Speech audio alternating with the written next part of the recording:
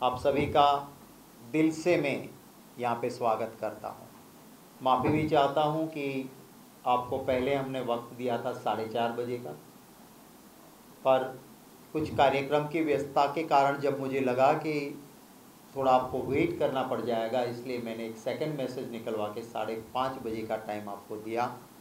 आप सब आएँ, आपका स्वागत, आपका धन्यवाद। राजस्थान की भूमि, यहाँ से ऐसे सपूत निकले हैं कि जिन्होंने देश की सुरक्षा के लिए वो पूरी दिलो जान से लड़े हैं, शहीद भी हुए हैं।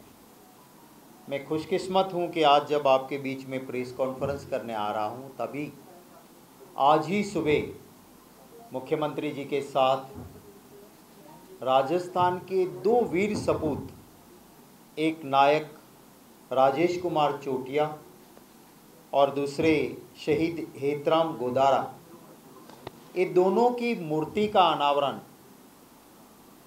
गोविंद सिंह जी भी साथ थे, राजस्थान के यशस्वी मुख्यमंत्री गहलोत जी के हाथों से अनावरण हुआ और उसमें साक्षी बनने का मुझे सौभाग्य मिला। कांग्रेस पार्टी ने देश के हित को दल के हित से ऊपर रखा है। हमने कभी भी आतंकवाद पे, सेना पे, विदेश नीति पे हमने राजनीति नहीं की है। आपको याद होगा, भाजपा की सरकार सेंट्रल में थी, रघुनाथ मंदिर पे हमला हुआ, लाल किले पे हमला हुआ, अक्षरधाम पे हमला हुआ, पार्लियामेंट पे हमला हुआ, भाजपा की सरकार थी। यहाँ से हमारी कैद में जो आतंकवादी थे उनको कांधार छोड़ने गए, पर कांग्रेस पार्टी ने कंधे से कंधे मिला के, राष्ट्र के हित की बात होती थी, आतंक के खिलाफ लड़ने की बात थी, कांग्रेस पार्टी ने भाजपा की सरकार होते हुए उसे समर्थन किया था, मुद्दा नहीं उठाया। बड़ी दिल को चोट पहुंचे ऐसी घटना घटी। हमारे जिसे अर्धसेना बल कहते हैं, पैरामिलिट्री फोर्सेस, उनके 40 जवान पुलवामा में शहीद हुए। आपके मीडिया के साथियों ने राहुल गांधी जी के सामने अपना बूम रखा और पूछा कि क्या इंटेलिजेंस फेलियर नहीं थी। एक जिम्मेवार राजनेता के तौर पे राहुल गांधी जी ने कहा, मैं कोई पॉलिटिकल ऑब्जर्वेशन नहीं करूंगा। जो शहीद हुए हैं उनके परिवार के प्रति उन्होंने संवेदनाएं जताई, हमने नहीं की। आज आपको सवाल होगा कि तो फिर आज कांग्रेस क्यों ये मुद्दा उठा रही है। इसकी वजह सिर्फ यही है कि हमारे सुरक्षा के लिए तैनात जवान को एक खरोच भी आती है, हर हिंदुस्तानी को दर्द होता है। हम राजनीति नहीं की, चुनाव सामने था फिर भी नहीं की। बीजेपी ने हमारी सेना के जवानों के शहीदी के बाद वोट बैंक की राजनीति की, हमने नहीं की। पर आज हम इसलिए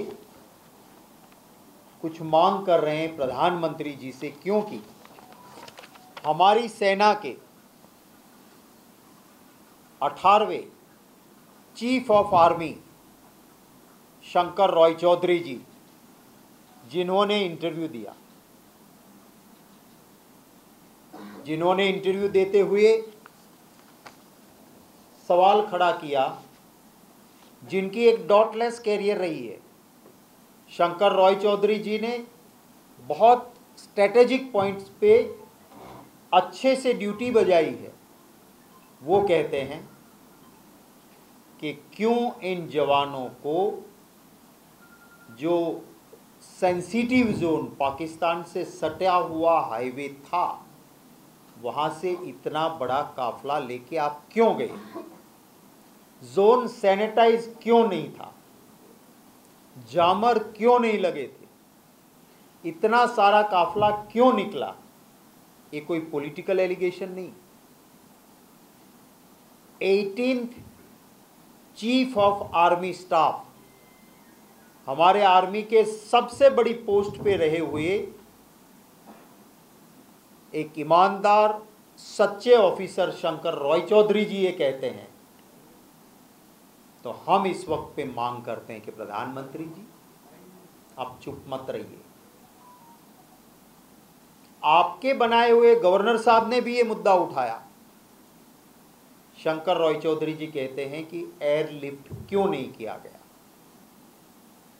हमने भी कुछ, आपकी अनुमा आचार्य जी है यहाँ से, विंग कमांडर अनुमा आचार्य, मैं उनसे भी पूछ रहा था, वो कहती थी कि बार बार ऐसा होता है, हमने देखा है फौज में इतनी सारी एयरक्राफ्ट है एयरफोर्स के पास, और एयर इंडिया के एयरक्राफ्ट भी हम लेते थे, पर सबको एयरलिफ्ट करते थे। जहाँ आईबी का भी इनपुट था वहाँ इतने जवान को क्यों लेके गए, ये हमारा सवाल है कि प्रधानमंत्री जी आप चुप्पी तोड़े। इस देश के जवान, उसकी जान की आप पहले चुनाव के वक्त बात करते थे कि मित्रों एक सर जाएगा 20 सर लेके आऊँगा। कहाँ गए वो जुमले आपके? तो हम उसमें श्वेत पत्र की मांग करते हैं। एक दूसरा मुद्दा इसके साथ जुड़ा हुआ मैं आपके सामने साझा करना चाहता हूँ। अभी अभी अमित शाह जी अरुणाचल जाके आए और क्या कह के आए? 1 इंच जमीन चाइना ना ले सकता है, ना हम लेने देंगे। और कुछ भक्त चैनलों ने तो 3-4 दिन तक वो बाइट चलाती ही रही कि अमित शाह जी कहते हैं कि 1 इंच जमीन हम नहीं लेने देंगे। ये तापिर गाओ जी का ट्वीट है, जो बीजेपी के सीनियर एमपी है, प्रदेश अध्यक्ष है भाजपा की नेशनल एग्जीक्यूटिव काउंसिल के ये मेंबर है। ये कहते हैं चाइनीज पीएलए हमारे लोगों को उठा के ले जाती है। वो कहती है Chinese PLA has abducted Shri Miran Taron 17 years old boy. आगे वो कहते हैं इंडियन टेरिटरी लुंगता जोर एरिया, भारत का लुंगता जोर एरिया जो हमारे वहाँ, China build 32 kilometres road inside India in 2018। Modi ji के शासन में चाइना ने हमारा लुंगता जोर एरिया में 3 से 4 किलोमीटर रास्ता बना लिया है। Under Siyungla area, Bishing village of upper Siang district, Arunachal Pradesh. ये भाजपा के सीनियर एमपी, 2 टर्म से लोकसभा में चुनाव जीतने वाले, नेशनल एग्जीक्यूटिव के मेंबर, ये जब ये कहते हैं और अमित शाह कहते हैं कि 1 इंच जमीन नहीं ली है किसी ने, तो हम ये भी मांग करते हैं कि इसकी सच्चाई बताएं। 45 साल में चाइना बॉर्डर पे हमारे एक भी जवान को कभी खरोंच नहीं आई थी, एक भी जवान को। मोदी जी के शासन में बिहार रेजिमेंट के 20 जवान वहाँ शहीद हो गए। कौन जिम्मेवार? उस वक्त चाइना बैकफुट पे था, पर मोदी जी ने एक स्टेटमेंट दे दी, मित्रों यहाँ ना कोई आया है, यहाँ ना कोई गया है। और चाइनीज़ मुखिया पूरे दुनिया में कहता रखा कि देखो भारत का प्रधानमंत्री कहता है कि हम ना गए हैं, ना कोई आया है, तो मेरे बिहार रेजिमेंट के 20 जवान कैसे शहीद हो गए। हमारे सीनियर नेता और राजस्थान के इंचार्ज रंधावा साहब ने, क्योंकि जो शहीद हुए उनमें से कुछ उनके एरिया के थे, जब उन्होंने एक छोटा सा सवाल किया था राष्ट्र की सुरक्षा के लिए, तो ये भाजपा वाले बौखला गए थे और इनके खिलाफ केस करने की बात करने लगे थे। मैं आज बीजेपी के उन चट्टो बट्टों को पूछना चाहता हूं कि 18th chief of army staff Shankar Roy Chaudhary ji जब सवाल उठाते हैं तो आपके पास क्या जवाब हैं, वो जवाब आप दें। आपके कोई सवाल होंगे तो उनका स्वागत रहेगा। रंधावा साहब इसमें कुछ जोड़ना चाहेंगे तो कहेंगे, और उसके बाद आपके कोई भी सवाल होंगे उस सवालों का जवाब देने की हमारी कोशिश रहेगी। फिर से मैं आप सभी का दिल से धन्यवाद करता हूं। राजस्थान के मीडिया के साथियों के साथ लंबे अरसे के बाद मिलना हुआ, को मिलके खुशी हुई। आप सबके लिए बहुत बहुत शुभकामनाएं। Thank you. धन्यवाद। Would you like to join? सवाल आपके हाँ, एक बार फिर पुलवामा का मुद्दा क्यों उठाना चाहती है कांग्रेस का? क्या अगर तो सतपाल मलिक ने सवाल खड़े किए इसलिए? देखिए, सतपाल मलिक जी कौन है? बीजेपी ने पसंद किए हुए गवर्नर साहब थे, हमारे नियुक्त नहीं थे। दिल के सच्चे इंसान है, किसानों के हित की बात भी उठाने वाले हैं। उन्हें कुछ चाहिए नहीं था, उन्होंने सच बोला। पर उससे भी ज़्यादा हम आज ये बात इसलिए कर रहे हैं कि 18th chief of army staff Shankar Roy Chaudhary ji, अगर जो एक मुखिया रहे आर्मी में, देश के टॉप मोस्ट पोस्ट पे, वो चिंता व्यक्त करे और प्रधानमंत्री जी चुप रहें, तो एक जिम्मेवार ऑपोजिशन के नाते हम चुप नहीं रह सकते हैं। उस वक्त के आपको याद होगा, मोदी जी ने कहा था कि युवा मतदाताओं को कि जब तुम वोट देने जाओ तो पुलवामा को याद करना। आज तक किसी भी पॉलिटिकल पार्टी ने हमारे जवान जो देश की सुरक्षा में तैनात रहते हैं उनके नाम पे वोट मांगने की साजिश, कोशिश या चेष्टा नहीं की थी।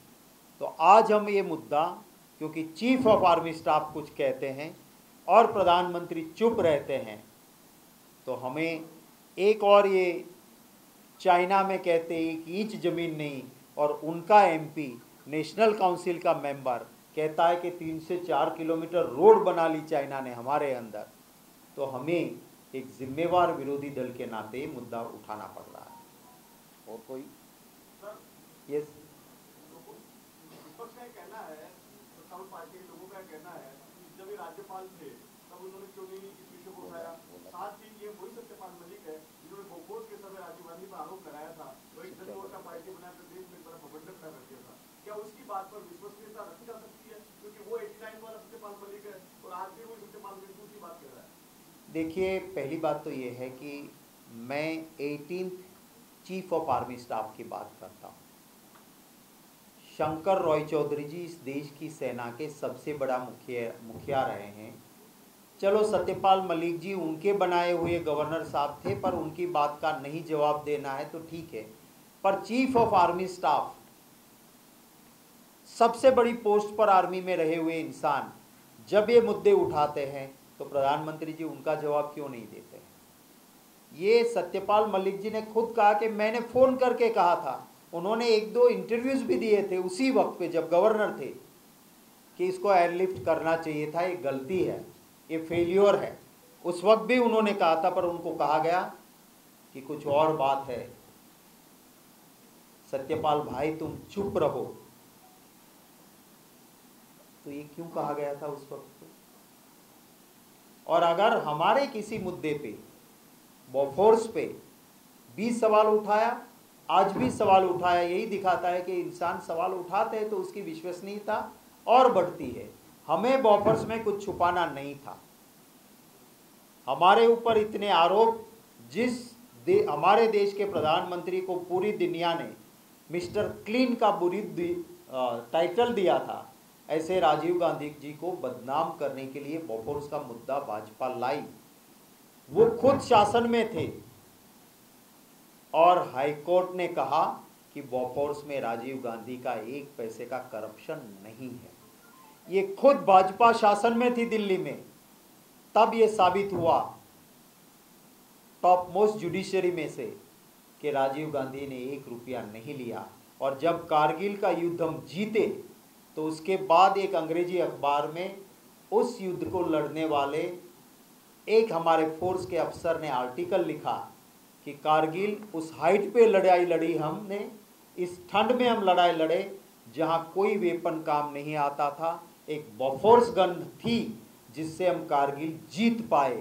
तो वो राजीव गांधी जी की सोच थी कि उस वक्त वो बॉफोर्स लाए, कारगिल हम जीत पाए थे।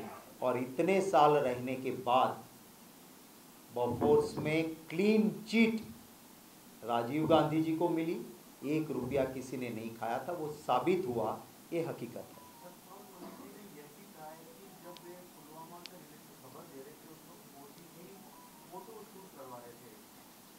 डॉक्यूमेंट्री के लिए प्राइवेट चैनल के, क्या ये बात सही है? और सेकंड, जब भी आप सेना से जुड़ा मुद्दा उठाते हैं, बीजेपी वाले ये कहते हैं कि आप सैनिकों का अपमान कर रहे हो, सेना का अपमान कर रहे हो, पाकिस्तानी हो चले जाओ। डर नहीं लग रहा आपको फिर से उठा रहे वही चीज? देखिए, पहली बात ये है कि मोदी जी फोटो शूट कर रहे थे, वो काफ़ी चैनलों ने चला है, काफ़ी मैगजीन में भी आया हुआ, तो वो फोटो के लिए वहाँ पे थे, वो हकीकत है, उसमें कोई गलत नहीं कह सकते। हमारा कभी भी देश के हित के लिए हमने दल के हित का फायदा नहीं देखा है। देश के हित को ऊपर रखा है, दल के हित को नीचे रखा है। राष्ट्र हित में कांग्रेस पार्टी ने एक जिम्मेवार पॉलिटिकल पार्टी के नाम काम किया है। पर अगर जिसकी डॉटलेस कैरियर हो, जिसका बहुत बड़ा नाम और सम्मान हो, ऐसे 18th chief of army staff जब मुद्दा उठाएं और प्रधानमंत्री चुप रहे, तो हमारा धर्म बजाना पड़ता है हमें, और हम ये बात करते हैं इस देश की जनता के बीच। हम ये बात लेके जा रहे हैं जो एक चीफ ऑफ आर्मी स्टाफ ने उठाई है। और कोई? Thank you very much. Thank you. आप सभी को बहुत बहुत शुभकामनाएं। बहुत बहुत धन्यवाद। सर, इस शासन के लिए चाय और नाश्ते की व्यवस्था की गई है, कृपया प्रयास की जाए। मैं कोशिश करूंगा कि मैंने कुछ बातें आपको की है, थोड़ा वक्त कम लेने के लिए डिटेल में नहीं गया हूं, पर वो मैं चौधरी जी को कहूंगा आपको प्रिंट और ईमेल दोनों पे आपको भेज देंगे। और इनका जो ट्वीट है वो आज भी जिंदा है। जो चाइना ने हमारी भूमि में 3-4 किलोमीटर का रास्ता बनाया है, वो बीजेपी का एमपी का ट्वीट मुझे लगता था कि डिलीट करवा दिया होगा, मैंने यहाँ आने से पहले देखा, वो ट्वीट अभी भी जिंदा है। Thank you. नमस्कार।